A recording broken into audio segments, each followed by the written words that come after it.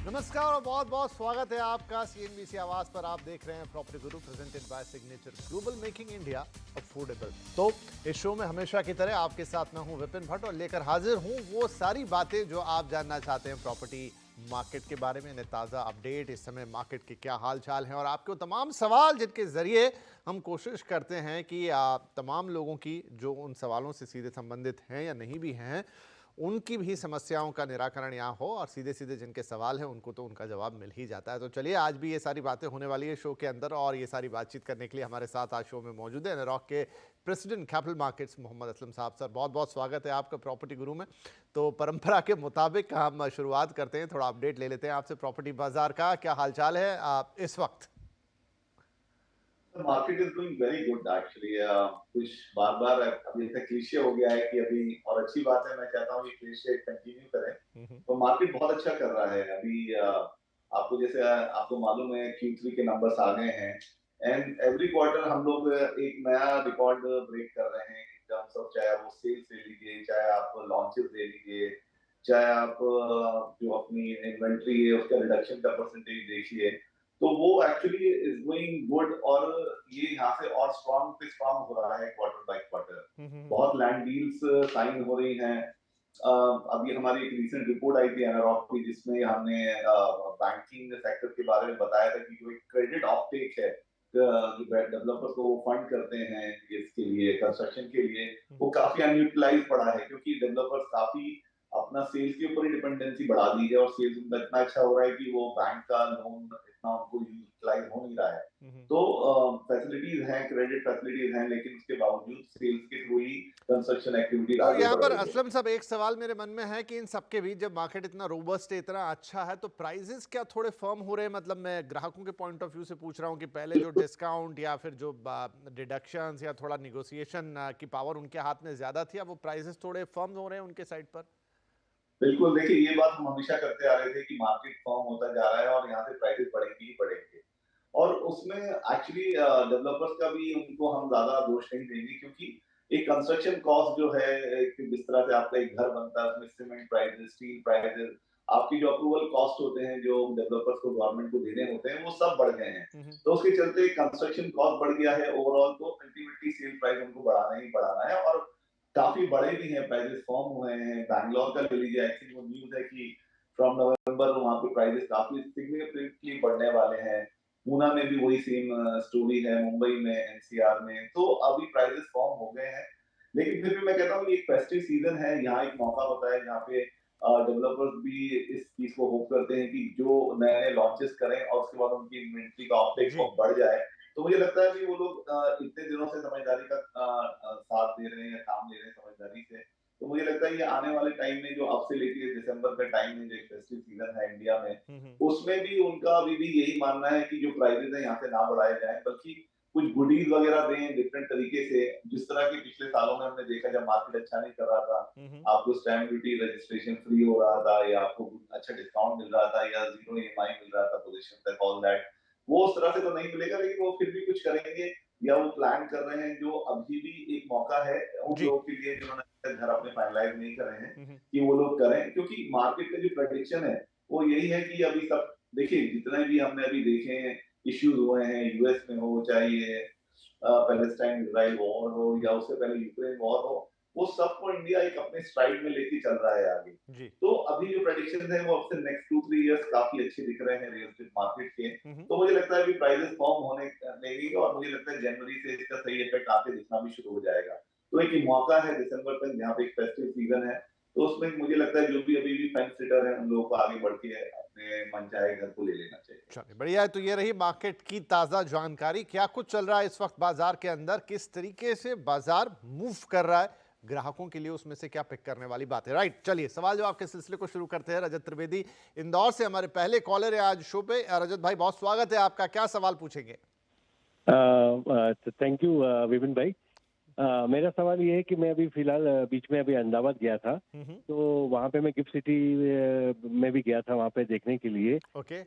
तो investment option के लिए मुझे कुछ कमर्शियल ऑफर मिल रहे हैं जो कि 700-800 हजार स्क्वायर फीट के ऑफिस स्पेस है, जिसकी कीमत वो लोग बता रहे हैं 9 से 10 हजार रुपए स्क्वायर फीट रेडी पोजीशन वाले। ओके।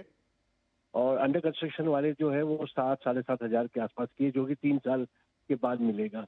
तो मेरा सवाल ये है कि अगर मैं समझो रेडी पोजीशन में कुछ 9-10 हजार रुपए स्क्वायर फीट के हिसाब से कुछ लेता हूँ, तो अगले 5 साल में इसका क्या फ्यूचर रहेगा और कैसा एप्रिसिएशन? बहुत ठीक है जी, बढ़िया, बहुत अच्छा सवाल है आपका असलम साहब। गिफ्ट सिटी के बारे में देखिए, गिफ्ट सिटी के लिए दो चीज़ें हम बोल सकते हैं कि एक समय जब वो प्रोजेक्ट टेक ऑफ हो रहा था तो काफ़ी बातें हुई इसके बारे में, लेकिन थोड़ा वक्त लगा। लेकिन अब काफ़ी चीज़ें बैक टू बैक हो रही है वहाँ पर, जिस तरह से बड़े बड़े इंस्टीट्यूशनल ऑफिसेस खुल रहे हैं और वहाँ काफ़ी हैपनिंग हो गया है।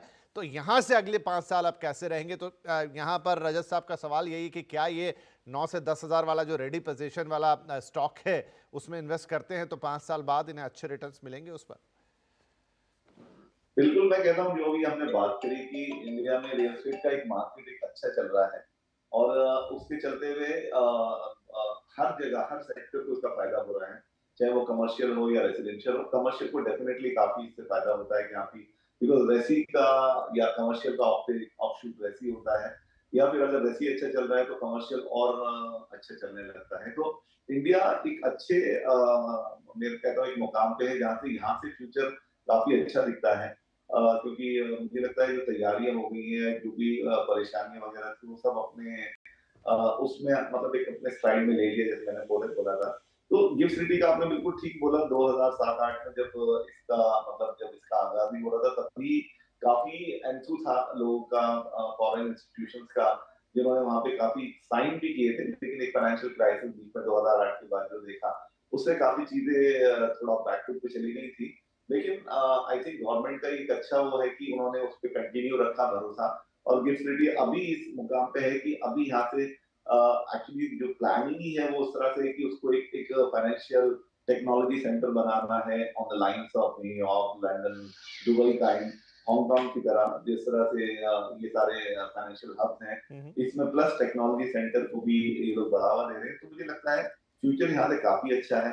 आपको एक अच्छे भाव पे रेडी टू मूव इन मिल रहा है, तो मुझे लगता है कि आपको उसमें ले लेना चाहिए। अगर आपके पास कोई क्लाइंट है जिनको आप वो रेंट पे दे सकते हैं, जिससे आपके रिटर्न आने शुरू हो जाए, तो ये अच्छा है। 9,000 to 10,000 अच्छा भाव है। लेकिन अगर आपको लगता है कि 3 साल आप वेट कर सकते हैं, तो मुझे लगता है 7,500 वाला बेटर ऑप्शन रहेगा, अगर आपको रिटर्न इमीडिएटली रिक्वायर्ड नहीं है, क्योंकि यहाँ से ये फ्यूचर में बहुत अच्छा जाएगा।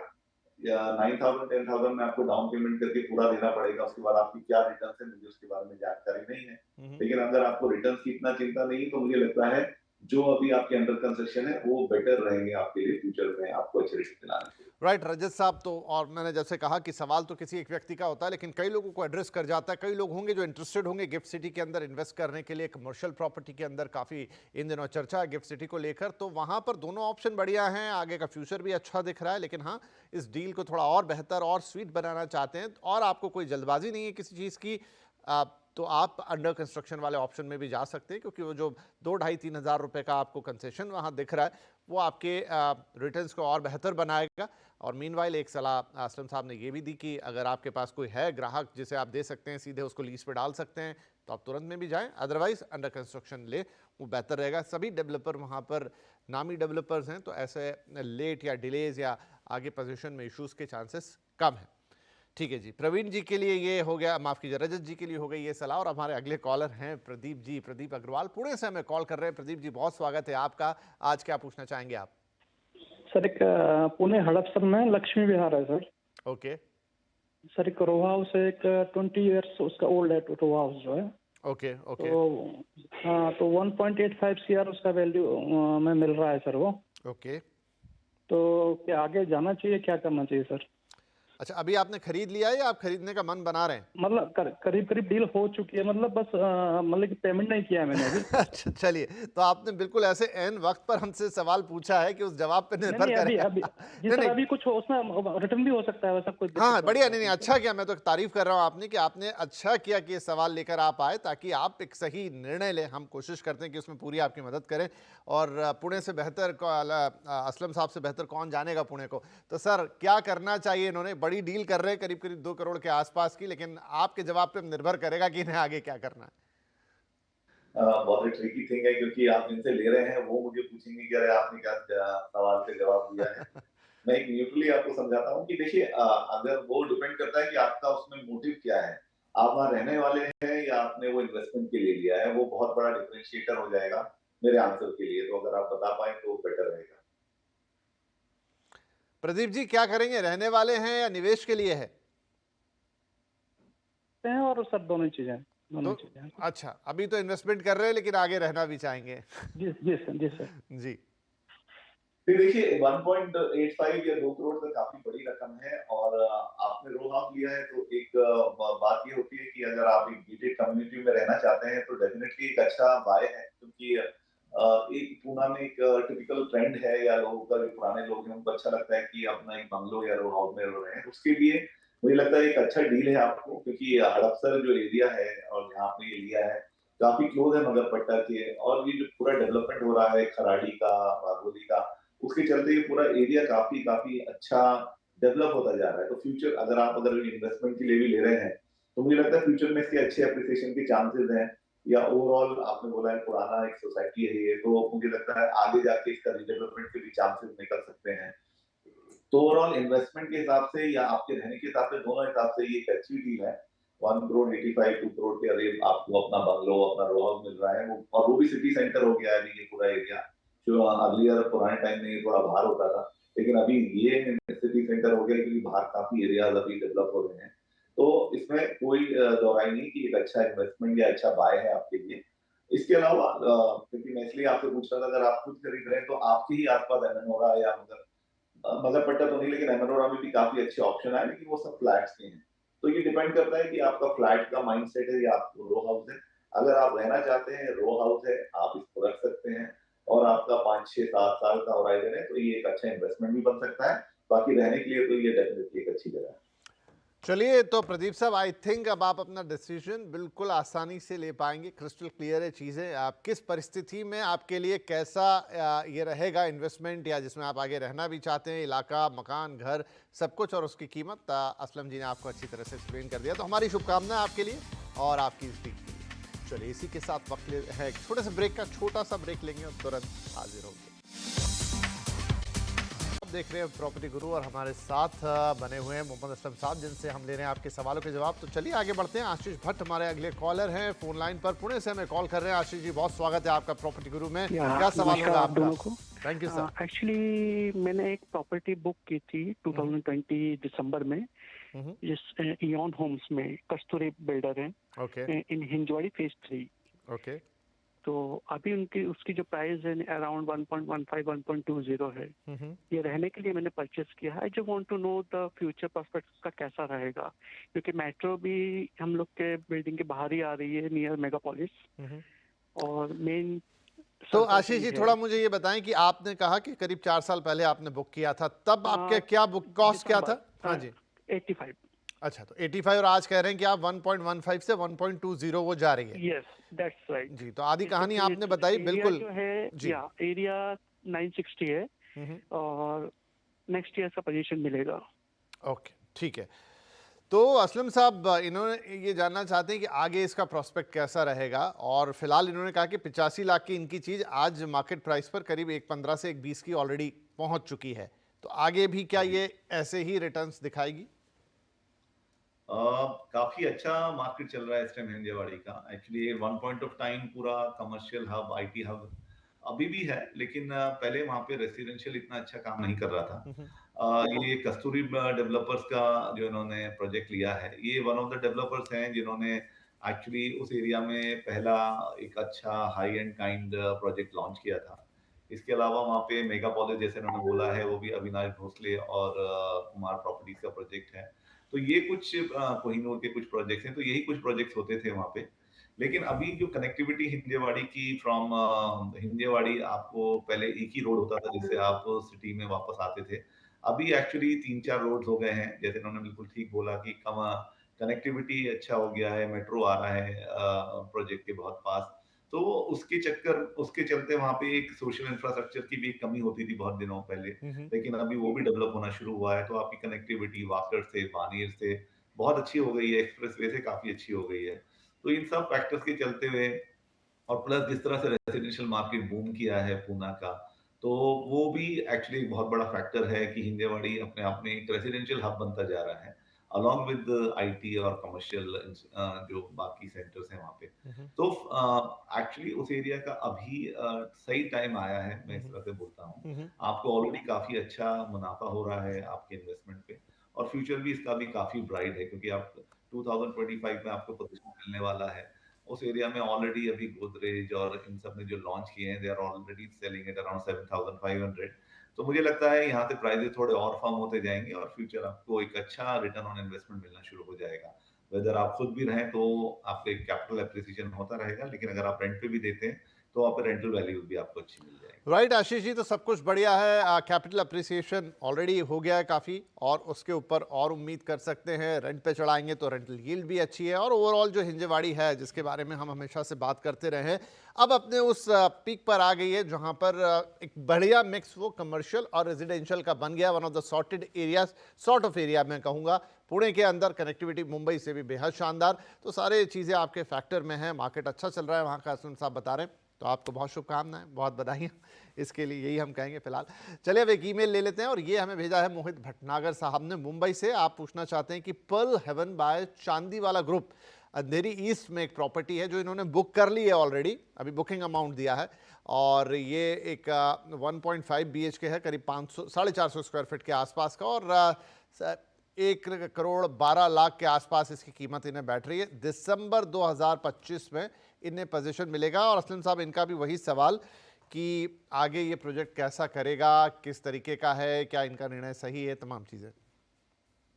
नहीं, बिल्कुल। देखिए, अंधेरी अंधेरी में जहाँ पे इन्होंने ये प्रोजेक्ट लिया है, अपने आप में काफ़ी मुंबई है तो जो ट्रैफिक एक सिचुएशन है वो रहेगी, लेकिन उसके अलावा जो अभी वहाँ पे आपकी मेट्रो कनेक्टिविटी बढ़ गई है, इसके अलावा जो एक एक जैसे मैंने अभी इनके लिए भी बोला इससे प्रीवियस सवाल में कि पहले एक ही रोड होता था आपकी कनेक्टिविटी को ईस्ट टू वेस्ट ले जाने के लिए, लेकिन अभी उसके ऑल्टरनेटिव रूट्स खुल गए हैं। इंफ्रास्ट्रक्चर मुंबई में डे बाय डे इम्प्रूव हो रहा है। तो एक मुंबई में आपको एक घर जो आपको मिल रहा है 1.5 BHK 1,12,00,000 में, वो बहुत अच्छा प्राइस है अंधेरी जैसे एरिया में। तो मुझे लगता है कि एक अच्छा बाय है आपके लिए। और जिस तरह से आपने बोला कि 2025 में पोजीशन भी मिल रहा है, तो मैं ये अज्यूम करता हूँ कि आई थिंक उसका जो प्रोग्रेस है या आज उसकी कंस्ट्रक्शन स्टेटस जो है या जो परसेंटेज उसका बिल्ड हो चुका है वो काफ़ी एडवांस स्टेज पे होगा, क्योंकि आपको 1 साल, वी आर ऑलमोस्ट 23 के एंड पे है, 1 साल आपको अगर उसकी फिनिशिंग वगैरह में भी लगता है तो 2025 में आपको घर मिल जाएगा।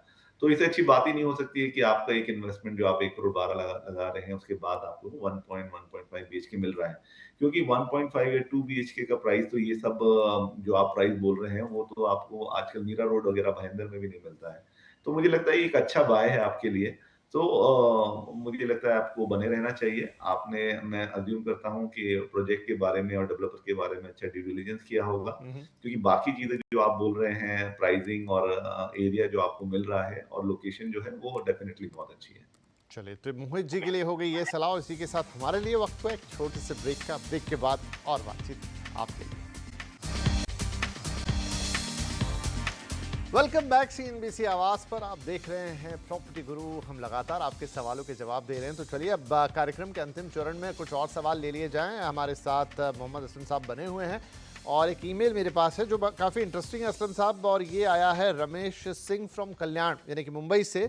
और ये पूछना चाह रहे हैं कि शीलफाटा जो इलाका है वहाँ पर इन्होंने लोढ़ा हुआ, पैराडाइज ग्रुप हुआ, रुनवाल हुआ, जो बड़े नाम कह सकते हैं हम इन्हें, इनके कुछ तो अंडर कंस्ट्रक्शन रेजिडेंशियल प्रोजेक्ट है।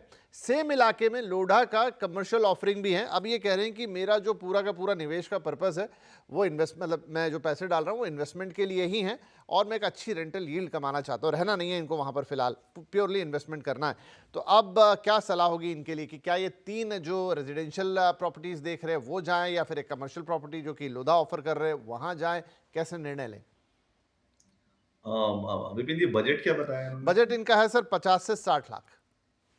ओके सर, वो एक इशू है क्योंकि इन सब एरियाज में अभी रेट भी काफी बढ़ गए हैं। एक्चुअली आप रेसिडेंशियल 1 BHK, नॉट श्योर कि लोडा और ये लोग 1 BHK अभी लॉन्च कर रहे हैं या नहीं, क्योंकि वहाँ प्राइजेस अभी भी ऑलरेडी 7,000 प्लस ही चल रहा है बाकी सबका।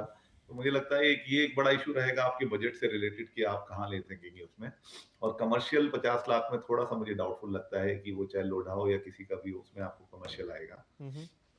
तो मेरा इसमें सलाह यही होगी कि अगर आप अपना होराइजन थोड़ा सा बढ़ा लें, क्योंकि ये तीनों नामी डेवलपर्स हैं और थोड़ा प्रीमियम भी चार्ज करते हैं ये लोग अपना जो उनका ब्रांड नेम है। तो मुझे लगता है कि थोड़ा सा अगर आप अपना होराइजन या थोड़ा सा मूव करें आगे, कल्याण की तरफ जाएं या कल्याण से उल्लासनगर और इन सब एरियाज में देखें, क्योंकि अल्टीमेटली अगर एम आपका रिटर्न्स ऑन इन्वेस्टमेंट है, आपको यील्ड चाहिए, तो मुझे लगता है इन एरियाज में आपको ज्यादा अच्छे ऑप्शन मिल जाएंगे जो आपके बजट को सूट भी करेंगे।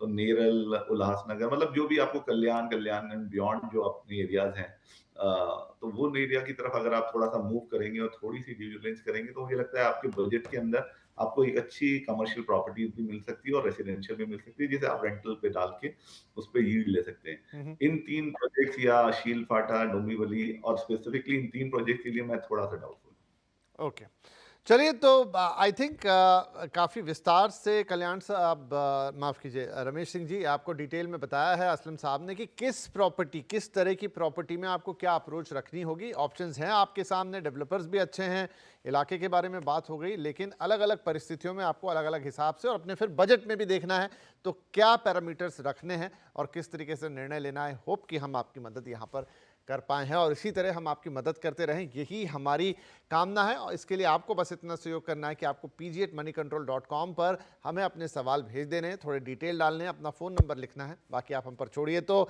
असम साहब बहुत शुक्रिया, आज आपने वक्त निकाला, हमारे दर्शकों के सवालों के जवाब दिए, डिटेल में इतनी बातचीत हुई आपसे, मिलकर हमेशा अच्छा लगता है और जल्दी मिलने की दोबारा कामना करते हैं। और उम्मीद है कि रियल एस्टेट मार्केट में ऐसे काफ़ी कुछ चीज़ें होती रहेंगी जो आप हमें एक्सक्लूसिवली बताएंगे। तो चलिए, आपके लिए भी धन्यवाद बहुत बहुत, और तमाम दर्शकों का भी शुक्रिया कि आपने हमें आधे घंटे के लिए ज्वाइन किया, पेशेंटली सुना। उम्मीद करते हैं हम आपकी मदद कर पाएंगे। अगले हफ्ते फिर मिलेंगे, तब तक के लिए